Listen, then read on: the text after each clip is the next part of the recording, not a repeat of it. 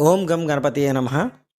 తిరుమల స్వామివారి దర్శనం అయిన తర్వాత వెంటనే ప్రజలందరూ పరిగెత్తేది స్వామివారి లడ్డూ ప్రసాదం కోసం.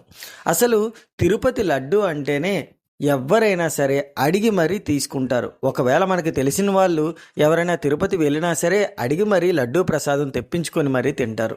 ఆ స్వామివారి లడ్డూ ప్రసాదం అంత రుచిగా ఉంటుంది. మరి మీకు ఎప్పుడైనా అనిపించిందా స్వామివారి లడ్డూ ప్రసాదానికి అంత రుచి ఎలా వస్తుంది అని? ఈరోజు ఈ వీడియోలో స్వామివారి లడ్డూ ప్రసాదం యొక్క రహస్యాన్ని చెప్పబోతున్నాను. మన వీడియోని లైక్ చేసి ఛానల్ని సబ్స్క్రైబ్ చేసి ఆ రహస్యాన్ని వినండి. అసలు స్వామివారి లడ్డూ ప్రసాదానికి అంత రుచి రావడానికి కారణం స్వామికి నైవేద్యం పెట్టడం ఒకటైతే, ఆలయంలో ఉన్న బంగారు బావి నీటితో లడ్డు లేదా మిగతా నైవేద్యాలను తయారు చేయడం రెండవ కారణం.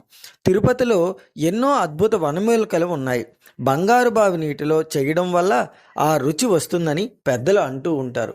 స్వామివారికి అత్యంత ప్రీతిపాత్రమైన రెండు బావుల్లో బంగారు బావి, పూల బావి. ఈ బంగారు బావి నుంచి తెచ్చిన నీటితో ఈ ప్రసాదాన్ని చేయడం వల్ల ఆ రుచి వస్తూ ఉంటుందని, అలాగే స్వామికి నివేదన చేయడం వల్ల ఆ స్వామివారి కృపతో ఆ లడ్డూ ప్రసాదం అంత అద్భుతంగా ఉంటుందని చెబుతూ ఉంటారు. ఓం నమో వెంకటేశాయ అని కామెంట్ చేయండి.